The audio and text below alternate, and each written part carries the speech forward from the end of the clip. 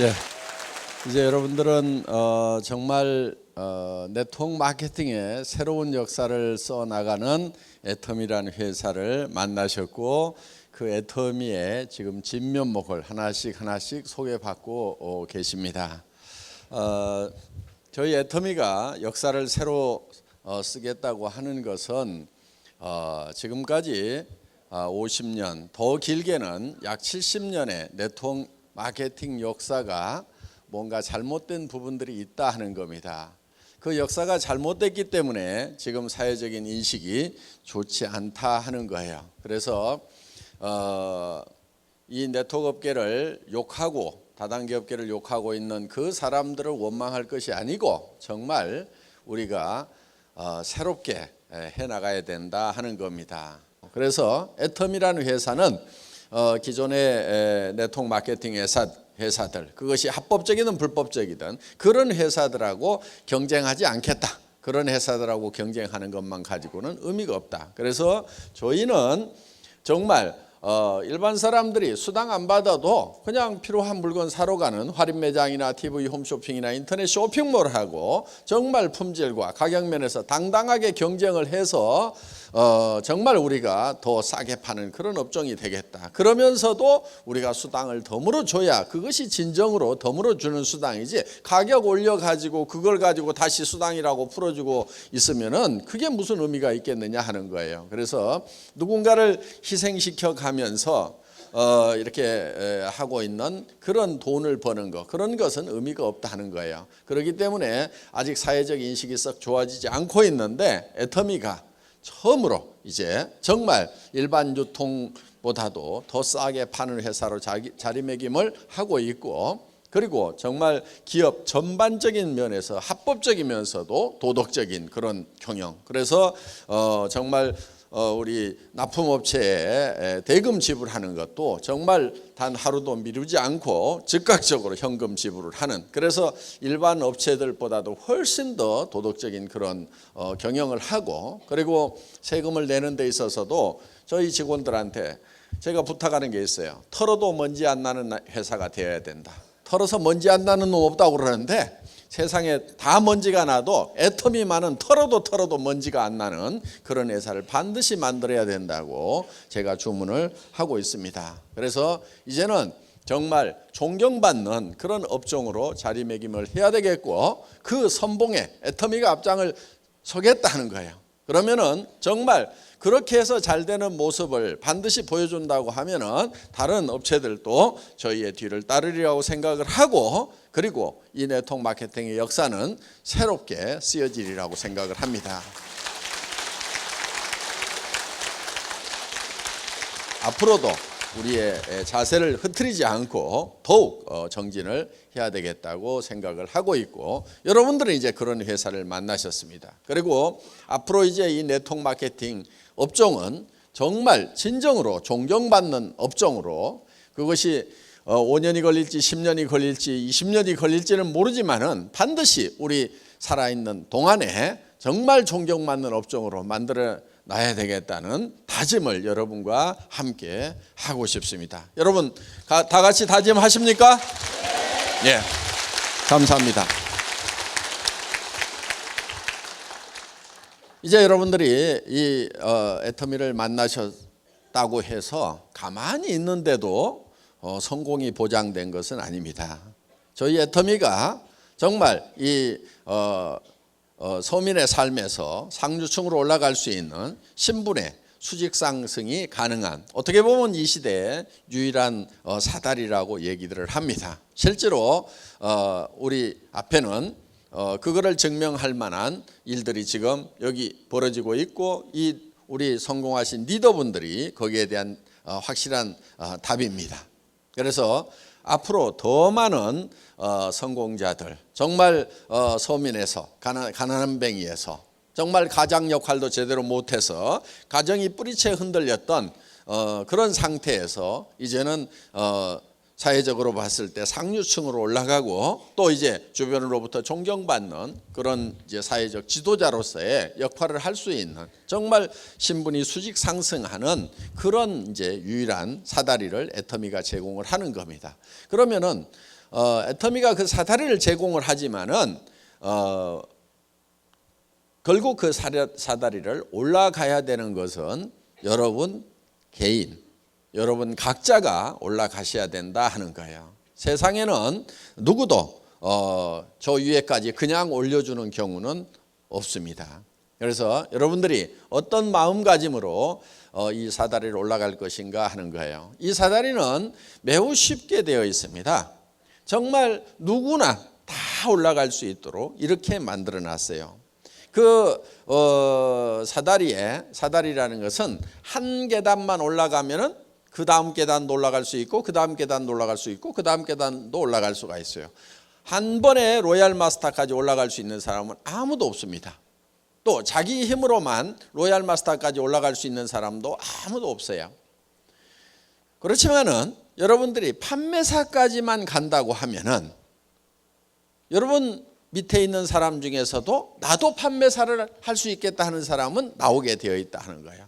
그렇기 때문에 다른 사람과 힘을 합해서 그걸 만들어 나가는 거다 하는 겁니다. 그리고 그것이 만들어지는 성장의 원동력은 뭐냐면은 바로 우리 제품입니다.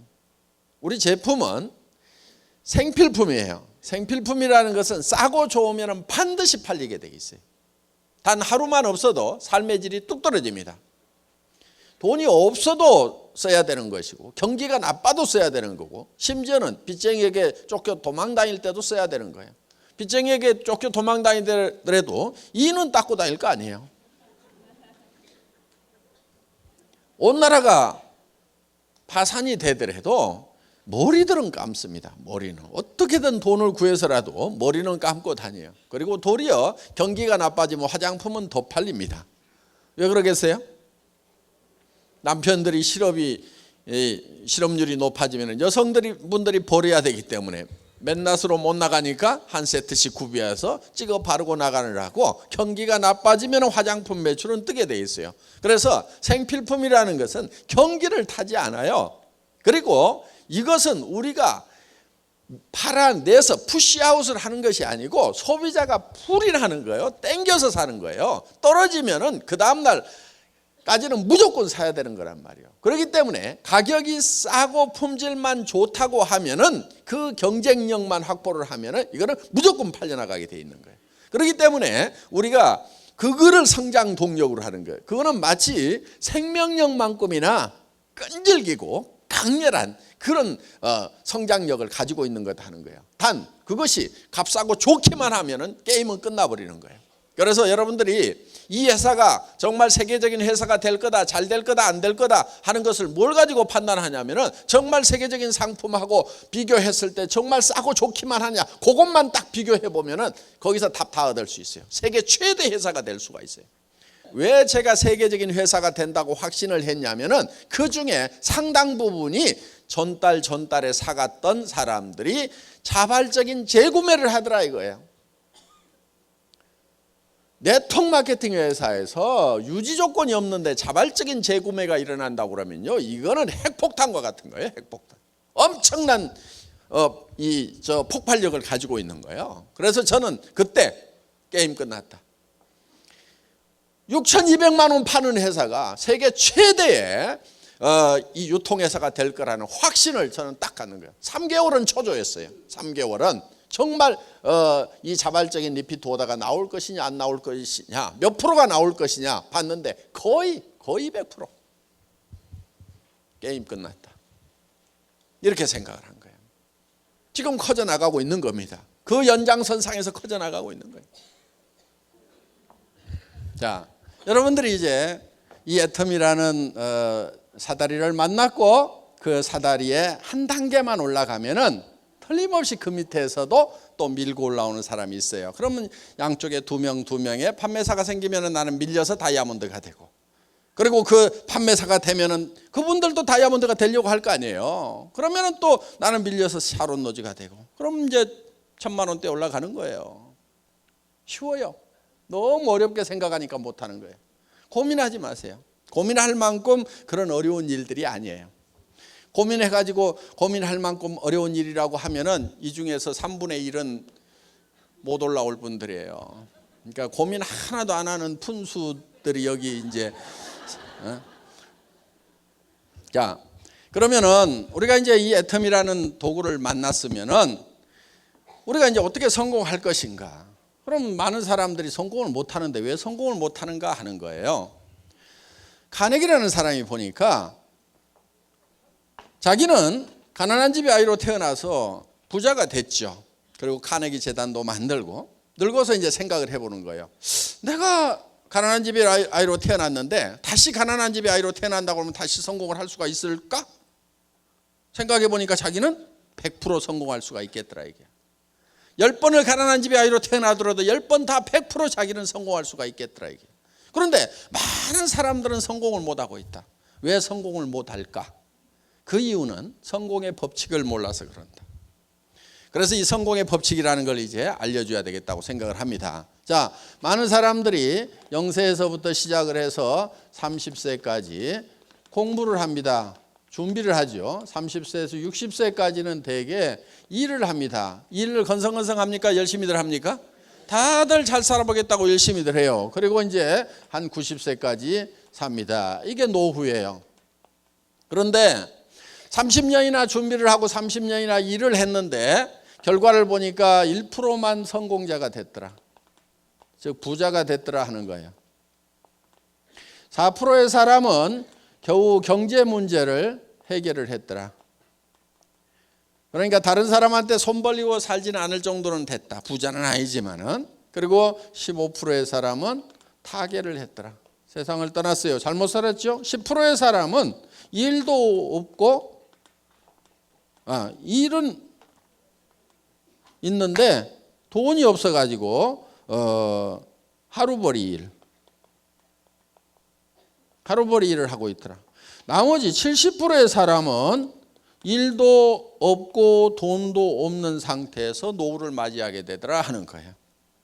자, 이게 다른 나라의 통계, 오래전 통계이다 보니까 정확성에 대해서는 좀 견해 차이가 있을 수 있지만은 어떻든 이 99%나 되는 사람들이 실질적으로는 성공자가 되지 못하고 1%만이 성공자가 된다 하는 거예요.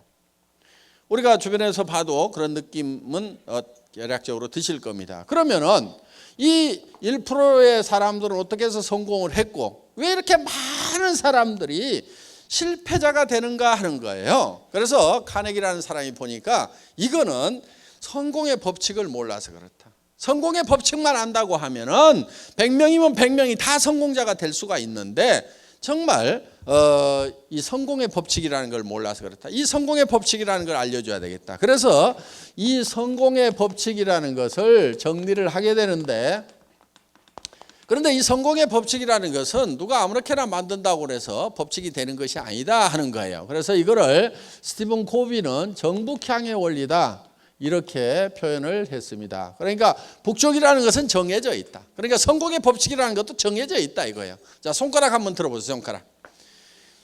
여기 속리산 들어오느라고 지금 동서남북이 헷갈리실 거예요. 북쪽이 어딘지 한번 가르쳐 보세요. 북쪽이 어디예요? 북쪽이. 중구난방입니다. 자, 이쪽이 북쪽이라고 하는 사람이 제일 많은 것 같아요. 그럼 지금부터 여기를 다수결의 원칙에 의해서 북쪽이라고 정하겠습니다. 그럼 여기가 북쪽이 됩니까? 확신할 수가 없어요. 뭘 갖다 대봐야 되죠? 나침판을 갖다 대봐야 되는 거예요. 그런데 나침판을 대보기 전에도 북쪽은 이미 정해져 있는 거예요. 우리가 나침판을 대보면 북쪽이 어디라는 걸 확인한다 이거예요. 그러니까 성공의 법칙이라는 것도 정해져 있어요. 그대로 따라서 하면은 성공하는 거고 그대로 따라서 하지 않으면 실패자가 된다 하는 겁니다.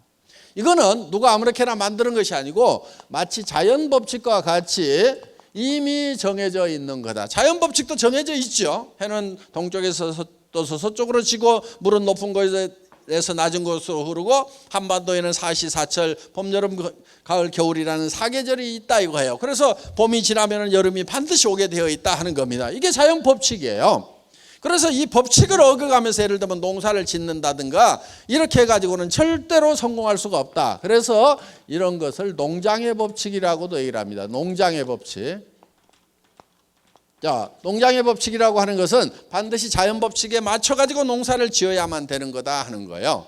자, 우리는 이 농장의 법칙이라는 거, 농사 짓는 거는 우리가 다 잘 알기 때문에 농부가 어떻게 해서 농사를 짓는지를 가지고 이 성공의 법칙이라는 걸 한번 정리를 해보자 하는 겁니다. 농부가 맨 먼저 하는 것이 무엇이죠? 밭 갈아요? 밭을 사야 갈죠. 그럼 또 돈이 있어야 밭을 사죠. 그렇죠? 예. 그러니까 사실은 이것저것 얘기를 하지만은 실질적으로 농부가 맨 먼저 하는 것은 무엇을 얼마만큼 거둘 것인가를 맨 먼저 결정을 해요. 고구마를 거두려면 밭을 사야 되지만은 쌀을 거두려면 논을 사야 되는 거예요. 그렇기 때문에 무엇을 거둘 것인가가 먼저 머릿속에 들어온 다음에 그 다음에 밭이든 논이든 땅콩을 거두려면은 모래밭을 사야 되는 거예요. 그러니까 무엇을 거둘 건지에 따라 가지고 그 다음 모든 것들이 결정이 되게 돼 있다는 거예요. 그래서 농부의 머릿속에 맨 먼저 들어오는 것이 무엇을, 첫 번째, 두 번째, 얼마만큼 거둘 것인가. 자, 우리가 농사를 지을 때는 거두는 것부터 하지 않고 실제로는 심는 것부터 하는데 맨 먼저 하는 것이 거둘 것인가를 먼저 결정한다 하는 거예요. 자, 그러면은 우리가 인생 농사를 지을 때 결국은 어떤 모습으로 거둘 것인가 하는 것이, 내 인생의 마지막 모습이 어떤 것이 될 것인가 하는 것이 내 머릿속에 먼저 들어와야 된다 하는 거예요. 자, 그러면은 이 농부의 머릿속에 무엇을 얼마만큼 거둘 것인가 하는 것이 들어와야만이 거기에 따라 가지고 어떤 의사결정을 하는 거예요. 이런 것을 보통 MBO 뭐 이렇게 부릅니다. Management by Objectives. 그래서 Objectives, 목표라는 것을 가지고 매니징을 한다, 의사결정을 한다, 이런 뜻이에요. 그러니까 최종적으로 거둘 것을 가지고 의사결정을 해요. 자, 쌀 10가마를 거둬야 되겠다고 쌀 10가마, 쌀 10가마. 그러니까 무엇을 얼마만큼이 먼저 머릿속에 들어왔어. 그러면 그 쌀 10가마에 의해 가지고 논이 몇 평, 모짜리는 몇 평, 벽시는 몇 말, 농기구는 뭐, 인부는 얼마, 농자금은 얼마, 이런 것들이 전부 쌀 10가마라는 것이 먼저 결정되고 나서 나머지가 쪼록 결정이 돼요. 만약에 땅콩 2가마가 머릿속에 들어왔다고 하면은 논을 사면 안 되는 거예요. 뭘 사야 돼요? 모래밭을 사야 되는 거고, 거기에 심는 농기구도 다 달라져야 되는 거고, 벽시를 준비하는 것이 아니고 땅콩을 갖다 심어야 땅콩이 나오게 돼 있다는 거예요. 그러니까 무엇을 거둘 것인가가 먼저 들어오게 되어 있다. 오브젝티브스가 먼저 들어오고 나서 이 오브젝티브스를 가지고 목표에 의한 매니징을 하고 있다 하는 거예요. 이것이 인생에는 잘 적용이 안 되고 있는데 기업이나 국가에는 아주 주도 면밀하게 이게 적용이 되고 있어요. 현재 잘 활용이 되고 있어요. 그런데 인생 살아가는데 개인 인생에는 이게 이 법칙이 지금 들어와 있지 않는 거예요. 그래서 우리가 무엇을 얼마만큼 거둘 것인가를, 예를 들면 쌀 10가마를 내가 농부가 봄에 머릿속에 집어넣으면은 그 쌀 10가마를 가지고 논 사이즈라든가 농기구라든가 언제 심을 건지 그 다음에 어떻게 가꿀 것인지가 다 결정이 된 다음에 가을이 되면은 농부의 머릿속에 있던 쌀 10가마가 어디로 들어와요? 창고로, 곡간으로 들어오는 거예요. 그러니까 모든 농부의 곡간에 들어가는 곡식은 반드시 먼저 농부의 머릿속에 있던 것이 들어가게 돼 있다 이거예요. 그러니까 농사를 지으면은 물론 뭐 천재지변에 의해서 1%, 2% 뭐 농사 망치는 경우도 있지만은 95%, 97% 다 농사 목표한 거 거두잖아요. 그런데 인생 농사는 왜 못 거두느냐? 자연 법칙대로, 농장의 법칙대로, 성공의 법칙대로 인생 농사를 안 짓기 때문에 그렇다는 거예요. 이 법칙대로만 하게 되면은 거의 다 성공을 하게 돼 있다는 거예요. 거의 다. 그래서 여러분들이 내가 어떤 모습으로 성공할 것인가 하는 것이 먼저 머릿속에 먼저 들어와야 돼요. 그래야 3년 후든 5년 후든 내 머릿속에 들어와 있던 내가 밖으로 튀어나와 가지고 성공자로 되는 거예요. 자, 농부의 머릿속에 쌀 10가마가 없었다면은 곡간에 쌀 10가마가 들어오지가 않죠. 그러니까 이 쌀은 어디서 튀어나온 거냐면 농부의 머릿속에서 튀어나와 가지고 곡간에 들어간 거예요. 나의 성공한 모습도 어디에 만들어져야 되냐면 내 머릿속에 만들어져야만이 이 성공자의 모습이 3년 후든 5년 후에 튀어나와가지고 다른 사람들이 보게 된다 하는 거예요. 여러분 한 사람 한 사람의 삶이 성공을 해야 된다 하는 거예요. 그런데 이제 성공을 여러분들이 해야 되는데 어떤 모습으로 성공을 할 거냐 하는 거예요. 어떤 모습으로. 어떻게 하면 성공하는 거예요? 여러분들 성공해야 될 거잖아요. 그렇죠? 예, 뭐 아무 생각 없는 것 같아요, 제가. 무슨. 자, 성공을 해야 돼. 어떤 모습으로 성공을 할 거냐? 어떻게 성공할 것인가 생각을 했다. 상당히 복잡해.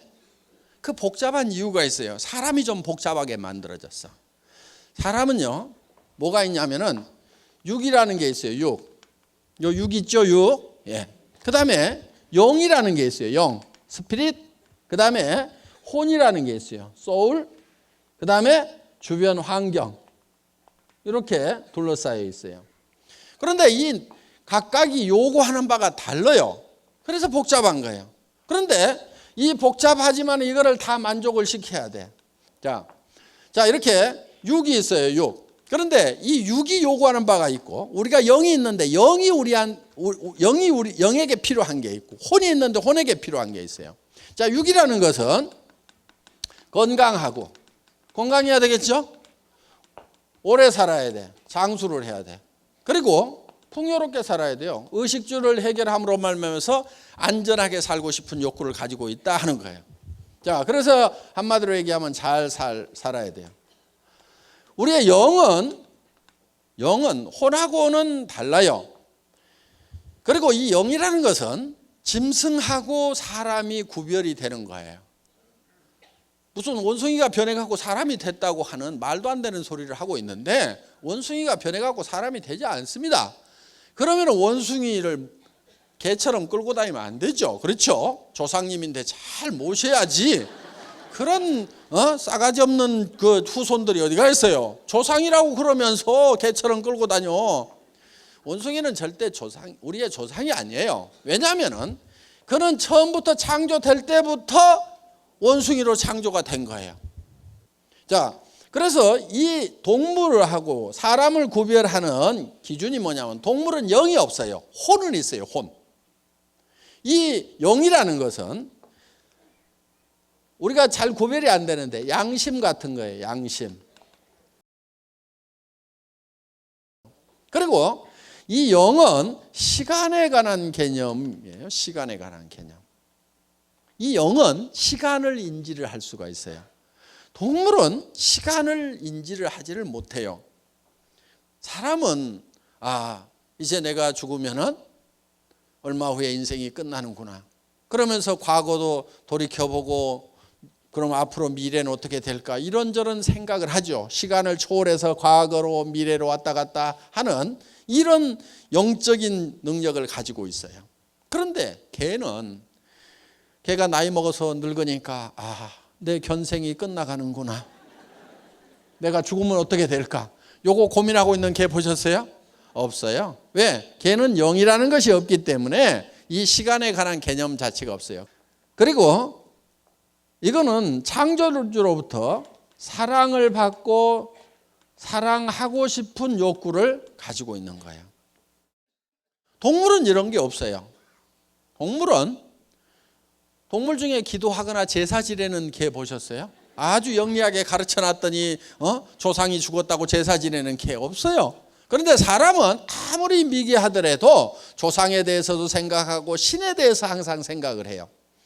그 영적인 능력을 가지고 있어요. 그래서 우리는 창조주로부터 사랑을 받고 창조주를 사랑하는 데서 진정한 만족을 얻을 수가 있다 하는 거예요.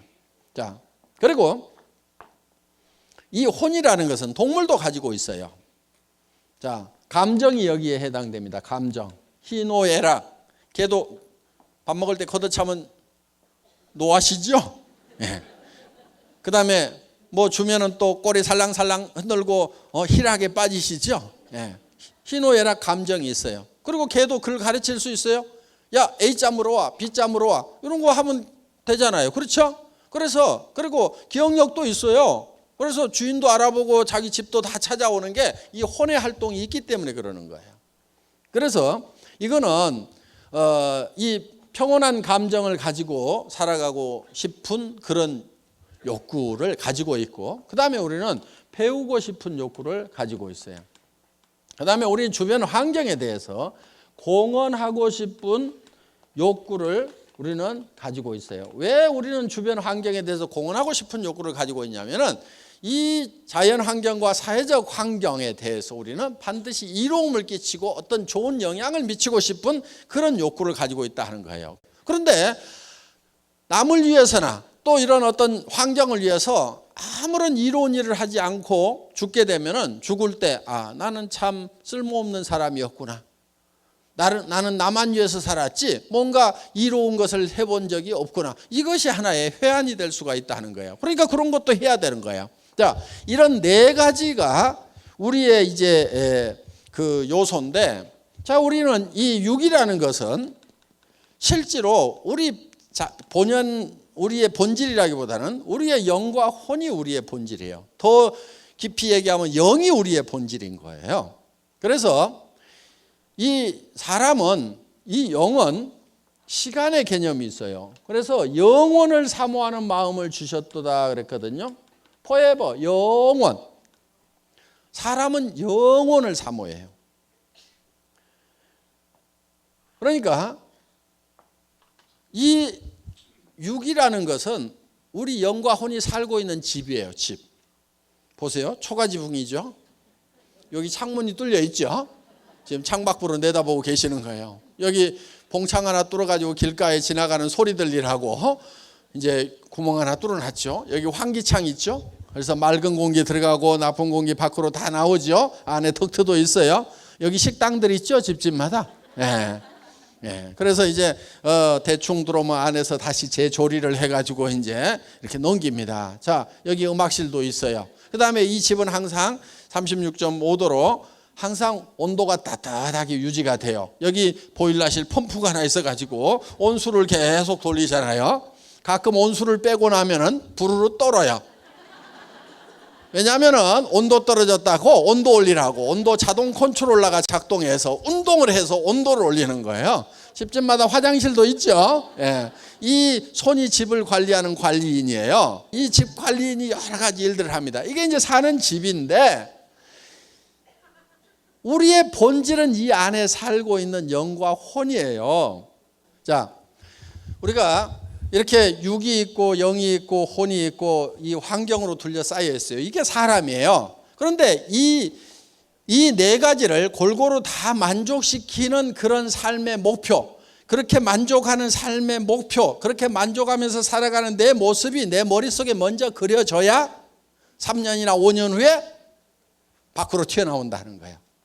우리 사원 두 번째가 생각을 경영한다 하는 게 있죠. 생각을 경영한다. 그 얘기는 우리 머릿속에다가 우리의 성공한 모습을 그려 넣으라 하는 거예요. 비전을 메이킹하라 하는 겁니다. 그래서 이거를 그려 넣으면은 마치 농부의 머릿속에 쌀 10가마가 그려지느냐 땅콩 2가마가 그려지느냐에 따라 가지고 농사를 어떻게 짓는 것이 결정이 되고 가을이 됐을 때 쌀이 들어올 거냐 땅콩이 들어올 거냐가 결정이 되듯이 내 머릿속에 내가 성공한 모습을 어떻게 그릴 거냐 하는 것이 대단히 중요하다 하는 겁니다. 그래서 생각을 경영한다고 하는 것은 바로 내 머릿속에다가 내 삶을 그려넣으라 하는 거예요. 지금 여러분 머릿속에 3년이나 5년 후에 정말 내가 살고 싶은 삶의 모습이 완벽하게 그려지지 않으면은 그거는 3년 후나 5년 후에도 지금하고 비슷한 삶을 살고 있을 거란 말이에요. 지금 여러분들이 마음에 들지 않는 삶을 사는 이유는요, 딱 한 가지예요. 3년이나 5년 전에 나는 어떤 삶을 살고 싶다 하는 것이 머릿속에 확실하게 그려지지 않았기 때문에 그래서 지금 삶이 마음에 안 드는 거예요. 그래서 우리 머릿속에다가 내가 살고 싶은 삶의 모습을 그려 넣어야 되는 거예요. 그래서 우리는 건강하게 살아야 되겠죠? 그럼 운동을 어떻게 해야 되겠다 이런 거 계획을 다 세워가지고 해야 되는 거예요. 그 다음에 오래 살아야 되겠죠. 풍요롭게 살아야 되겠죠. 그러면 통장에 돈이 얼마가 있어야 되겠다. 집은 어떤 집에 살아야 되겠다. 차는 어떤 차를 타고 다녀야 되겠다. 내가 기부는 어떻게 하고 살아야 되겠다. 이런 것들이 착착착착 나와 있어야 된단 말이에요. 그 다음에 정말 내가 양심을 어기지 않고 정말 영원히 사는 문제에 대해서 정말 진지하게 생각하고, 자, 우리는 이제 공헌하는 삶도 살아야 되겠다 하는 거예요. 그런데 이게 각각 떨어져 있지가 않고요. 사실은 이게 하나로 엉겨 있어요. 그래서 우리는 이 육이라는 게 있는데, 육은 잘 살며, 여기 혼이 있죠. 혼은 배우고, 그리고 영은 사랑하고, 그리고 우리는 환경에 대해서는 빨리빨리 외우세요. 공헌하는 삶. 이 네 가지가 골고루 균형 잡힌 삶이 돼야 돼요. 균형 잡힌 삶.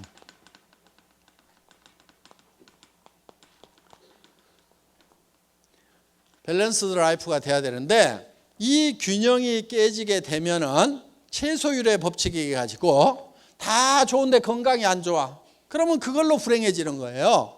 건강하기도 하고 뭐 한데 돈이 없어. 그럼 그것도 불행한 거예요. 돈도 있고 뭣도 하는데 순 거짓말만 해갖고 도둑놈같이 돈을 벌었어. 양심을 어기고 벌었어. 그러면 그 인생도 그 수준밖에 안 된다 이거예요. 그렇기 때문에 우리는 이 네 가지가 다 골고루 만족시키는 그런 삶을 살아야 된다는 겁니다. 그런데 이 네 가지가 떨어져 있는 것이 아니고 한데 어우러져 있어요. 그래서 우리가 이걸 각각 띄워놓고 보면 아무것도 아닌 게 돼버려요. 예를 들면 아이고 잘 살면 뭐해 이런 사람들 있잖아요. 근데 우리가 잘 살아야 되는 이유는요, 사랑하는 사람이 있기 때문에 우리가 잘 살아야 되는 거예요. 내가 못 살게 되다 보니까 내 자식도 못 살고 내 마누라도 못 살고 내 남편도 못 살고 내 부모도 자식 걱정하다가 돌아가시게 되고 가난이 대물림 되고 이런 문제가 발생을 한단 말이에요. 그래서 자녀들이 고민 하고 살아가다가 이 세상이라는 벽을 넘기지 못해갖고 자살하는 청소년들이 늘어나고, 자살까지는 안 하더라도 좌절해서 실망하고 힘이 빠져가고 살아가는 이 젊은이들에게 정말 우리가 뭔가를 이 젊은이들에게 힘을 주기 위해서는 우리가 잘 살아야 된단 말이에요. 그렇게 하려면 또 배워야 되겠죠. 그래서 이 잘 살아야 되겠다는 욕구가 약한 사람은요, 그 마음에 사랑이 식어서 그러는 거예요. 사랑이 식어서.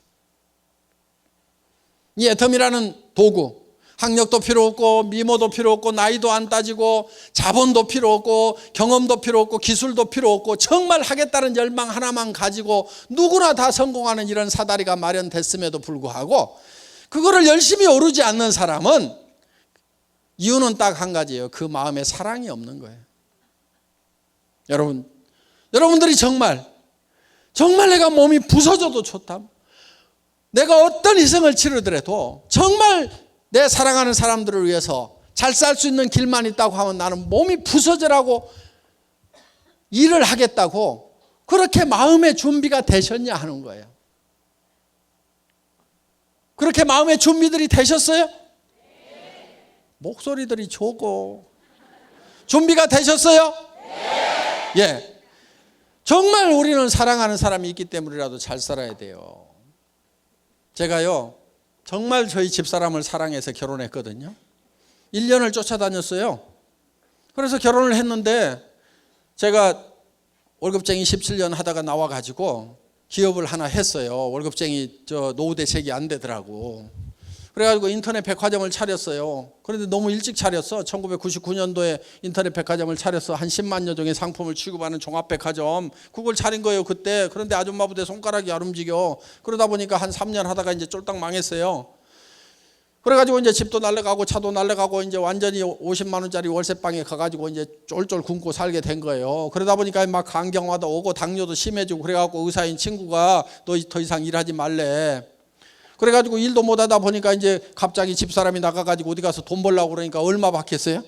150만 원. 그렇죠. 50대 뭐 여자가 어디 나가서 갑자기 돈 벌면 150만 원 이상 안 줘요. 그래서 그 150만 원 벌어가지고 오면 50만 원 월세 내고 그 나머지 가지고 이제 애들 겨우 뭐 잠거리 사주고 학교 보내고 이렇게 하는데, 어느 날 겨울에 집에 들어갔더니 추운 거예요. 그래서 제가 가스 좀 팍팍 대, 집에 이렇게 추워. 그랬더니 집사람이 누구는 추운 줄 모르는 줄 아세요? 이렇게 얘기를 하는 거예요. 자기도 춥지만은 자기도 떨고 있다 이거야. 당신이 돈 많이 벌어오면 나도 팍팍 뗄 줄 안다 이거요. 그래서 내가 돈 없을 때는 돈 아끼는 거 아니오. 팡팡 쏘. 그랬더니 얼마나 억장이 무너지겠어요. 그러니까 이제 전에 같으면 아무 말도 안 하고 그 말 참 재밌네 그러던 사람이 50만 원짜리 월세방 살면서 팍팍 쏘 돈도 안 벌어다 주고 그러니까 당신이 그렇게 사고를 하니까 우리가 이 모양 요꼴이 됐다고 그러면서 그래가지고 이제 찌그덕 어느 날 우리 집사람이 그러더라고. 여보, 애들 졸업하면 헤어집시다. 근데 우리 집사람은요 한다면 하는 사람이에요. 빈말하는 사람이 아니거든요. 그 얘기를 듣는데 진짜 억장이 무너진다는 거 있죠. 다리에 힘이 쪽 빠져가지고요 털썩 주저앉아가지고 우리 집사람 다리를 잡고 엉엉 울었어요. 제가 여보 가지마. 내가 지금 당신을 보낼 수가 없다. 지금 당신 가면은 살 집도 없지, 노후대책 자금도 없지, 가가지고 어떻게 하려고 그러냐고. 여보 가더라도 내가 집도 사주고 노후대책 자금도 다 마련해가지고 줄 때 가더라도 그때가 지금은 내가 절대 보낼 수가 없어. 그랬더니 아이고 어느 천년에요. 지금은요 집도 사줬고요 노후대책 자금도 다 마련해가고 통장에 자기가 따로 관리하고 있는데 요즘에는 간다는 말을 안 해요.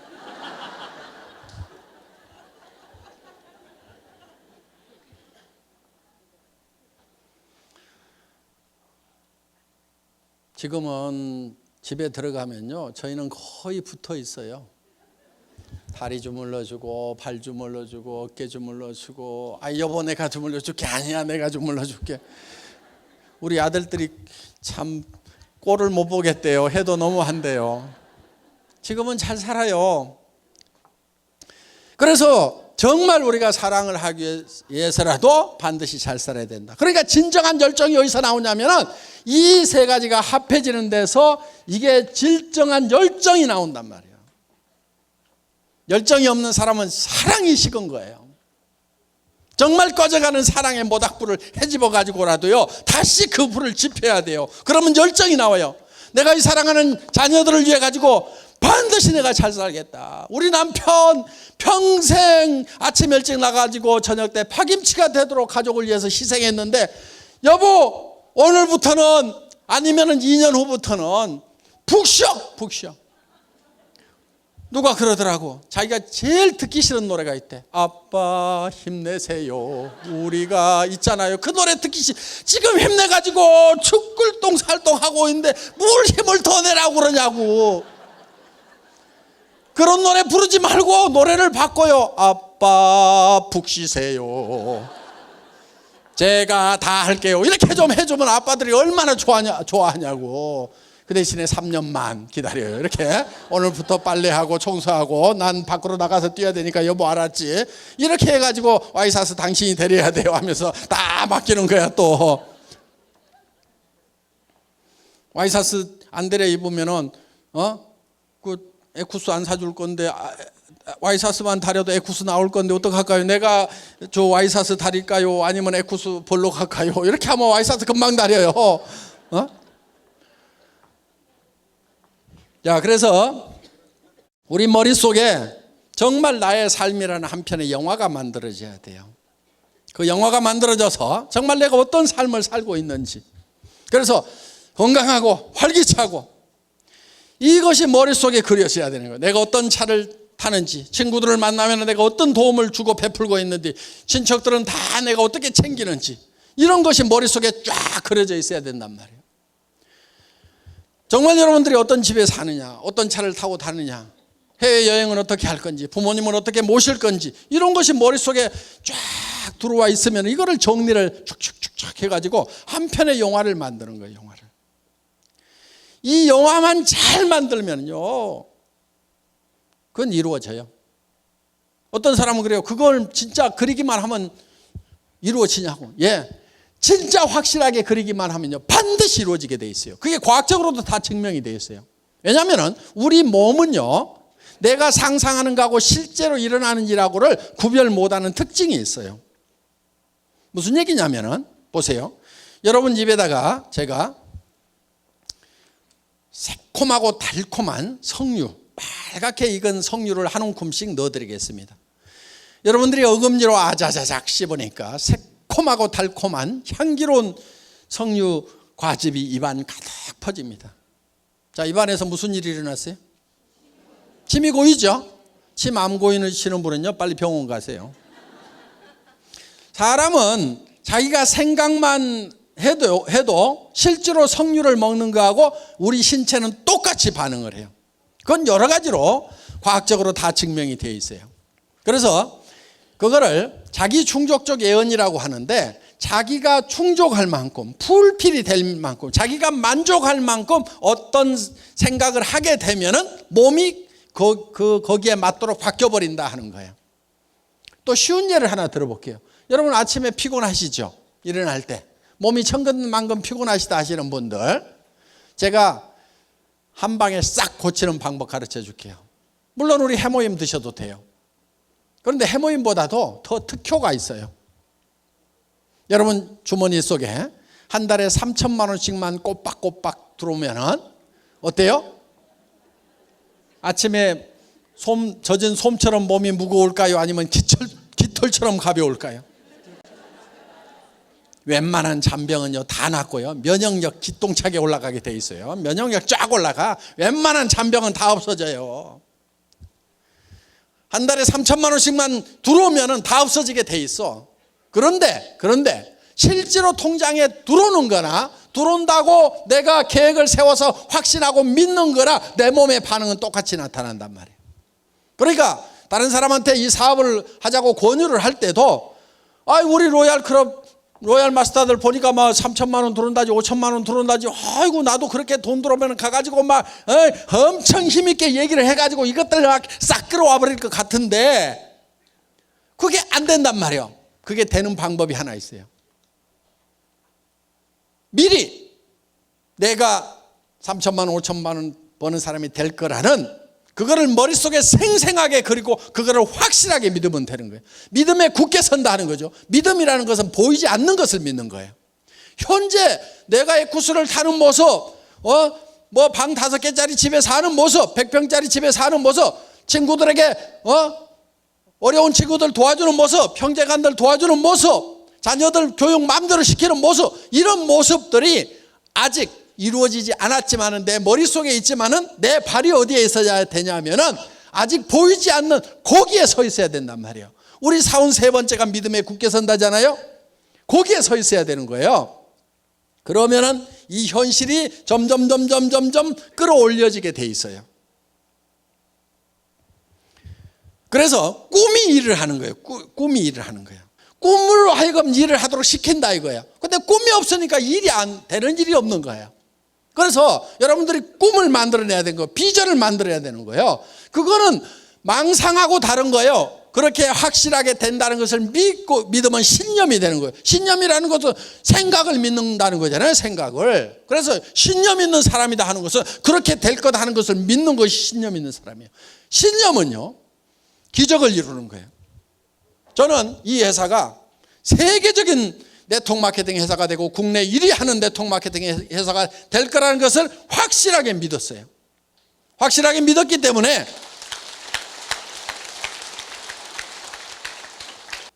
박정수 크라운 마스터가 처음에 만났을 때 어디서 만났냐면 오리탕집 하다가 망한 아줌마예요.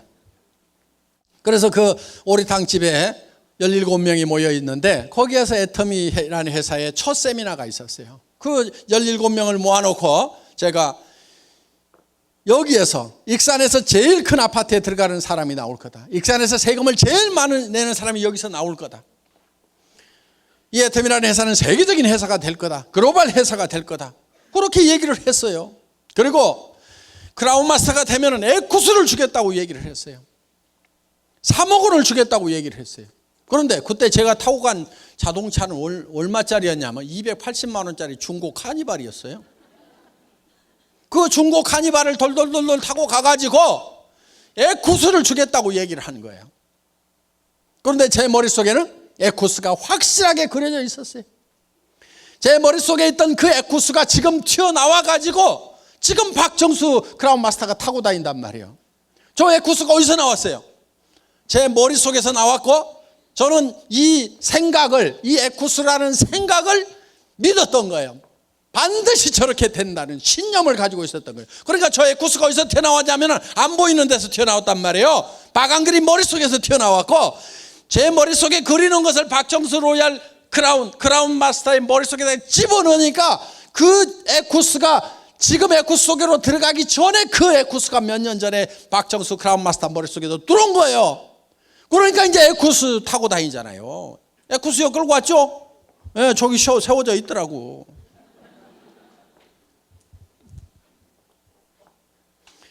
신념은 기적을 이루는 거예요. 여러분 여기 오신 분들 어떻게 보면 되게 가난한 분들이 많으리라고 생각을 합니다. 또 왕년에 잘 살았지만 한바탕 엎어먹은 분들도 있을 거고 뭐 노후 대책은 뭐 그런 대로 돼 있지만은 베풀 돈이 없어가지고 또 앉아 계시는 분도 있을 거고 지금 꼴가닥 죽게 생긴 사람도 있을 거예요 지금. 그리고 마이너스 통장 때문에 엎어치기 하느라고 정신없는 분도 있을 거고 다음 달 어떻게 살아갈 건지 앞이 캄캄한 분도 있을 거고 그거를 벗어나는 유일한 길은 여러분들 머릿속에 정말 내가 한 달에 3천만 원씩 벌고 5천만 원씩 번다는 것을 확실하게 믿는 거예요. 그러면 여러분들의 표정이 바뀌고 말투가 바뀌고 눈빛이 바뀌고 행동이 바뀌게 돼 있어요. 그래서 머릿속에다가 생생하게 그리라 이거예요. 생생하게. 그리고 그걸 믿고 굳게 거기에 서 있으라 이거예요. 자, 그렇게 하려고 그러면 한 편의 영화를 만들어야 됩니다. 내 머릿속에 한 편의 영화가 돌아가야 돼요. 그렇게 하려고 그러면 이제 여러분들이 시나리오를 만들어야 되는데 영화를 만들기 위해서 자, 그런데 이 인생 누구누구의 인생 시나리오 이렇게 돼 있는데 여기에 보면은 이렇게 이제 동그라미가 있고 여기가 이런 항목들이 쭉 있어요. 요 양식을 나눠 드릴 거예요. 그럼 여러분들은 이걸 가지고 이제 칸을 메꿔 가지고 내일 제출하시고 발표하시면 됩니다. 전원 다 쓰셔야 돼요. 자, 그러면은 여기 네 가지가 여기 다 들어가야 된단 말이에요. 그러면은 6 건강. 그럼 건강 집어넣자 이거예요. 그다음에 우리가 잘 풍요롭게 살려고 그러면 주택 문제가 있죠. 그다음에 또 뭐가 있어요? 자동차. 예, 자동차. 또 여행도 다녀야 되겠죠. 그다음에 뭐 건강 썼고요. 또 사랑하는 자녀들 교육도 있겠죠. 효도도 있겠죠. 또 뭐 있어요? 뭐 봉사도 있겠죠. 뭐 현금도 좀 있으면 좋겠죠. 그래서 여기 있는 내용이 한 번은 반드시 여기 들어가야 돼요. 한 번은 공헌하는 것은 요 봉사, 헌금 이런 거에 들어갔죠. 그래서 이거를 자기가 점수를 매겨봐요. 10점 만점 해가지고 건강, 아이고 타고나서 그런 대로 좀 된다. 주택, 아이고 내가 살고 싶은 집에 비하면 2점밖에 안 된다. 자동차, 아이고 면허증도 없어. 빵. 자, 여행, 뭐 국내 여행 서너 번 갔어. 자녀 교육 지네가 알아서 잘했어. 효도는 마음만 했어. 뭘 잘 못했어. 봉사도 쬐끔하고 뭐 아이고 현금은 마이너스 이쪽으로 가네. 그래서 이렇게 하다 보면은 요 동그라미가 이렇게 나와요. 이거를 쭉 연결을 해보면은 요게 내 인생 수레바퀴예요. 요게 찌그러져 있고 적으면은 잘 안 굴러가는 거예요. 그럼 이것이 요게 10점 만점이 되면은 10점 만점을 연결하면 커다랗고 둥그런 수레바퀴가 되는데 커다랗고 둥그런 수레바퀴가 되려고 하면은 어떻게 돼야 되는지 10점 만점을 여기다가 쓰시라 하는 거예요. 그러면 주택 문제 내가 지금 30평 전세 살고 있다. 그러면 현재 30평 전세인데 살고 싶은 집은 70평 구매하는데 얼마 들어요? 70평. 예? 그냥 10억 잡어 중간 좀 해가지고 자 10억 서울에서는 10억 주고 사기 어렵죠. 하여간 10억. 그리고 언제까지인지 날짜를 적어요. 날짜 언제까지? 2022년 이렇게 딱 적으란 말이에요. 날짜를 5년 후 10년 후 이렇게 적지 말아요. 내년에도 5년 후 내년에도 5년 후 내년에도 평생 5년 후. 그러니까 못을 딱 박으란 말이에요. 여기다가. 그리고 중간 단계를 하나 더 적을 수도 있어요. 예를 들면 2022년까지는 내가 70평 10억짜리를 사는데 예를 들면 40평으로 가는 것은 내가 예를 들어서 5억만 있으면 된다. 그러면 2018년까지는 내가 5억짜리를 사겠다. 이런 식으로 계획을 딱 정확하게 세우란 말이야. 자동차 무슨 차 타고 싶으세요? 아무 생각 없어요. 벤츠.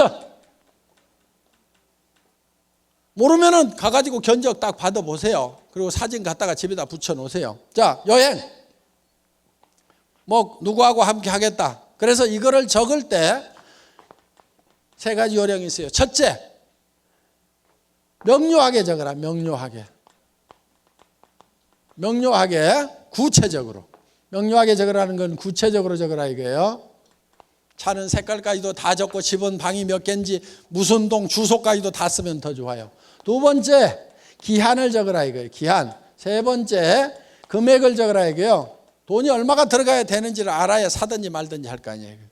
자, 자녀 교육에 대해서는 어떻게 하겠다. 효도는 어떻게 하겠다. 효도하면서요 20만 원 30만 원 용돈 들면서 효도 다 했다고 생각하시는 분들, 그렇게 하지 말고 생활비를 들이세요. 200만 원에서 300만 원은 들여야 노인네들도 품위도 하고 치료비도 쓰고 친구들하고 좀 가시고 할 거 아니에요.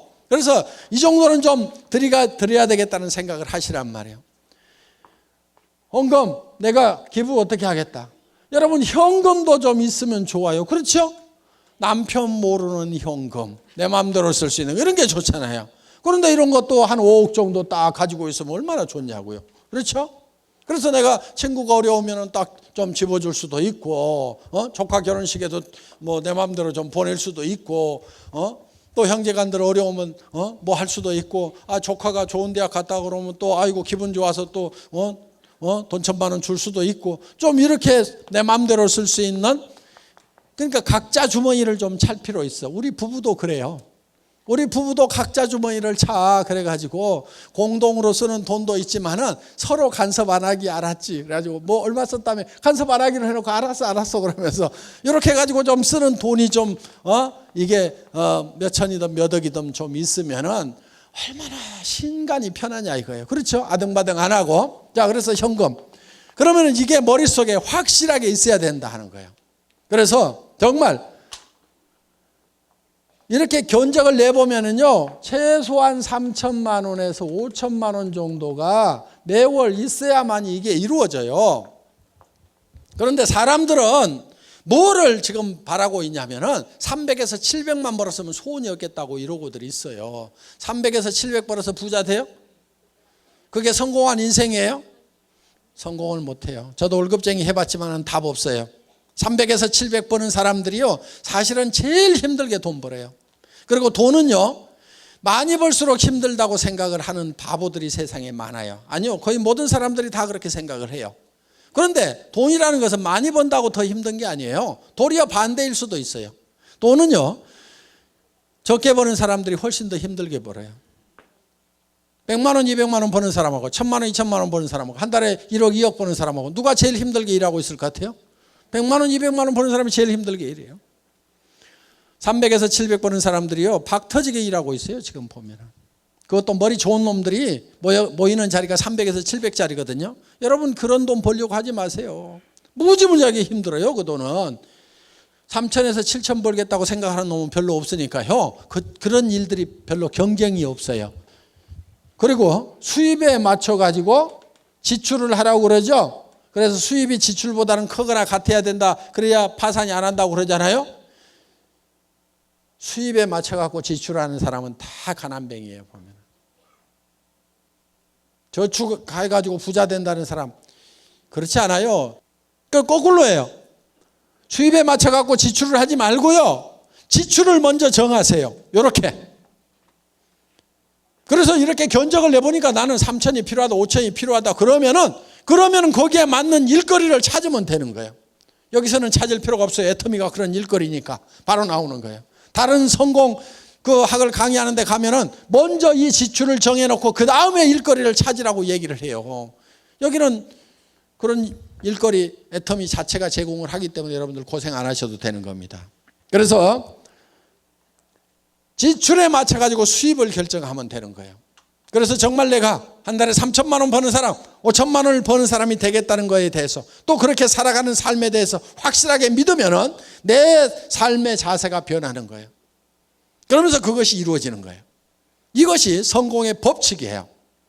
그래서 내가 최종적으로 어떤 사람이 되겠다는 목표를 먼저 정해놓고 그거를 향해서 가는 거예요.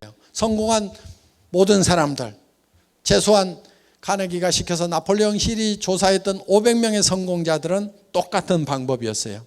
그래서 그 사람들은 먼저 머릿속에 성공한 모습이 먼저 그려졌어요. 에디슨이라는 사람이 전구를 발명을 했죠. 그 전구가 세상에 보이기 전에 먼저 에디슨의 머릿속에 전구불이 켜졌어요.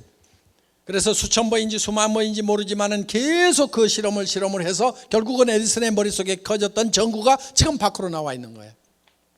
성공의 원리는 다 그래요. 포드라는 사람이 자동차를 만들 때도 자동차에 물결이 넘치는 도로를 생각을 했어요. 그래서 어떻게든 자동차를 싸게 만들려고 하면 대량 생산을 해야 된다. 대량 생산하는 방법은 컨베이어 시스템이다. 그렇게 해서 오늘날 마이카 시대를 열어놓은 거예요. 성공한 사람들은 다 성공한 그 모습이 먼저 머릿속에 그려져 있었던 거예요. 여러분들도 머릿속에다가 뭘 그려야 되냐면 내가 성공적인 삶을 살아가는 나의 삶이라는 한 편의 멋있는 영화, 그 영화는 내가 홀라당 반할 만큼의 영화가 돼야 돼요. 그렇게만 될 수 있다고 하면 나는 어떤 희생이라도 감수하겠다고 생각할 만큼 그런 멋있는 영화, 정말 풀필이 되는, 내가 충만할 수 있는 그런, 만족할 수 있는 그런 영화를 만들어내야 되는 거예요. 애누리 하지 마세요. 그러면 여러분들의 몸은 정말 슈퍼맨처럼 힘이 나게 돼 있는 거예요. 5천만 원이 들어오는 그 신나는 삶이 머릿속에 들어있다고 하면은 발걸음부터가 달라지는 거예요. 맨날 그냥 어슬렁 힘 빠져가 그렇게 다니겠어요? 그렇지 않아요. 5천만 원이 들어온다고 그러면 보무도 당당하게 그냥 두 번씩 굴러가지고 그냥 얼마나 멋있게 다니겠어요. 그냥 세상 사람들은 나를 따르라 하는 당당한 그런 걸음걸이로 가가지고 친구들도 박수를 내고 니네 그렇게 살지 말아라 이것들아. 니네 노후가 나는 너무 뻔히 보여가지고 니네 불쌍해갖고 내가 구제해 주러 왔다고 할 만큼 큰 소리 칠 만큼 그렇게 여러분들 자신을, 여러분의 비전을 가지고 변화를 시켜야 된다는 겁니다. 그리고 그것이 이루어질 때까지 반드시 그 비전 위에 서 있어야 돼요. 믿음은 보이는 것을 믿는 게 아닌 거예요. 그러면 그것이 이루어지는 거예요. 그래서 절대 그 비전에서, 꿈에서 깨면 안 돼요. 여기서는 그 꿈 속에 있다가, 비전 속에 있다가 문제는 나가면은 제정신이 돌아와. 이게 문제야. 절대로 제정신이 돌아오면 안 돼요. 그래서 내가 먼저 미치고 비전 덩어리가 되고 주변 사람을 미치도록 만들어야 돼. 이 미치광이들을 전념을 시켜갖고 내 주변 사람들을 다 미치광이로 만들면은 여러분들도 정말 꿈을 이루게 됩니다. 자, 선배들이 어떻게 썼는지 그 양식을 잠깐 보기로 하겠습니다. 자, 이렇게들 썼어요. 예, 이렇게 다들 잘 썼습니다. 그래서 상세하게 이렇게 다 썼으니까 이런 모델을 보시고 여러분들도 방에 가면 다 양식이 있을 거예요. 그 작성들을 하시고, 그리고 한 가지 양식 더 작성을 하세요. 요거는 내가 언제까지 무슨 직업에 가겠다, 그때 돈이 얼마 들어올 거다 하는 이렇게 계획을 쭉 세우세요. 그래서 3년 5년 계획을 쭉 세우세요. 수고 많으셨습니다. 강의 여기서 마치겠습니다.